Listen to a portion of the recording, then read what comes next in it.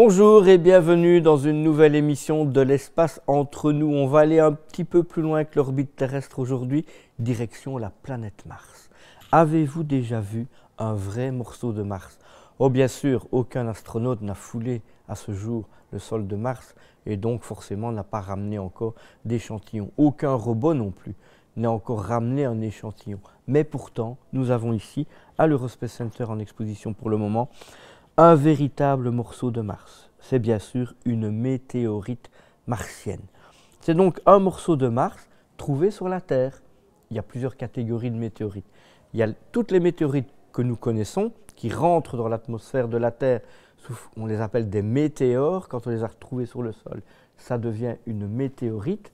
Eh bien, toutes ces météorites, en général, proviennent d'une ceinture d'astéroïdes qui orbitent autour du Soleil, entre Mars et Jupiter. Ce sont en fait des milliards de morceaux de cailloux qui tournent en orbite et ce sont les restes d'une planète qui ne s'est jamais formée.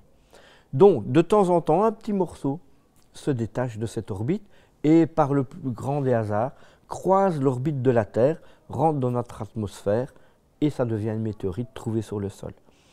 Alors, il y a d'autres météorites, des météorites lunaires par exemple. Ce sont des météorites qui sont trouvés sur la Terre, qui proviennent de la Lune, grâce à l'impact d'une météorite provenant du système solaire, tombe sur la Lune. L'impact est tellement fort que des morceaux de Lune sont expédiés dans l'espace et par hasard, on les retrouve sur la Terre également.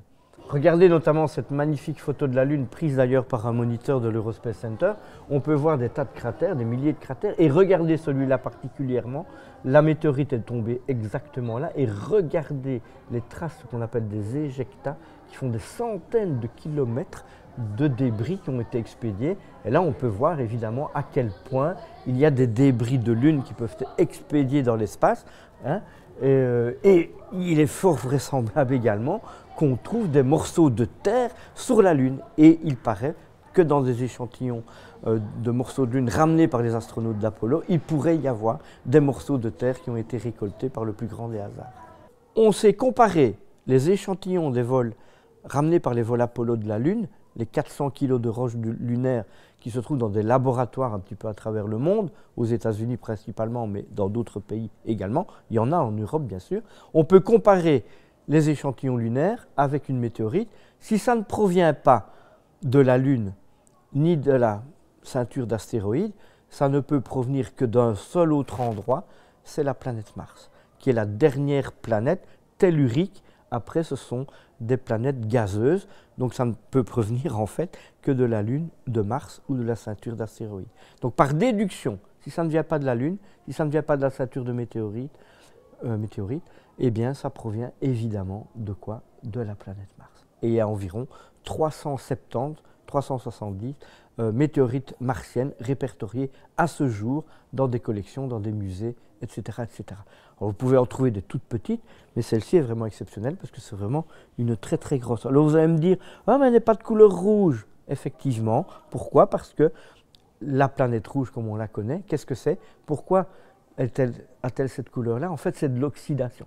C'est une couche de rouille à la surface, très très fine, mais si vous grattez un petit peu, c'est gris. En plus, n'oublions pas que le morceau de Mars ici, il est rentré dans l'atmosphère à une vitesse phénoménale, peut-être 40 000 km/h, et donc il a brûlé avec la friction de l'air, donc c'est normal, évidemment, qu'il ait perdu sa couleur rouille naturelle.